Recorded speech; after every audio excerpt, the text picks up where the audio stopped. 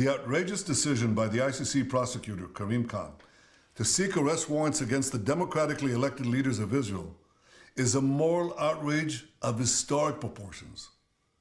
It will cast an everlasting mark of shame on the international court. Israel is waging a just war against Hamas, a genocidal terrorist organization that perpetrated the worst attack on the Jewish people since the Holocaust. Hamas massacred 1,200 Jews, raped Jewish women, burned Jewish babies, took hundreds hostage. Now, in the face of these horrors, Mr. Khan creates a twisted and false moral equivalence between the leaders of Israel and the henchmen of Hamas. This is like creating a moral equivalence after September 11th between President Bush and Osama bin Laden, or during World War II between FDR and Hitler. What a travesty of justice, what a disgrace.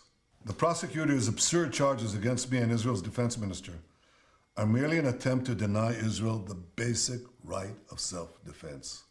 And I assure you of one thing, this attempt will utterly fail. 80 years ago, the Jewish people were totally defenseless against our enemies. Those days are over. Now the Jewish people have a state, and we have an army to defend our state.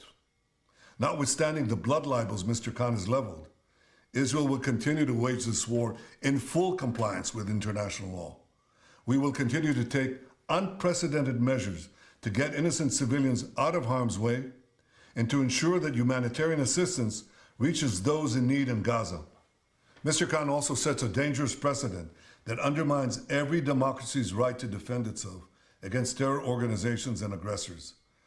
The ICC has no jurisdiction over Israel, and Mr. Khan's actions will not stop us from waging our just war against Hamas. But Mr. Khan's abuse of this authority will turn the ICC into nothing more than a farce. He's doing something else. He is callously pouring gasoline on the fires of anti-Semitism that are raging across the world. Through this incendiary decision, Mr. Khan takes his place among the great anti-Semites in modern times. He now stands alongside those infamous German judges who donned their robes and upheld laws that denied the Jewish people their most basic rights and enabled the Nazis to perpetrate the worst crime in history.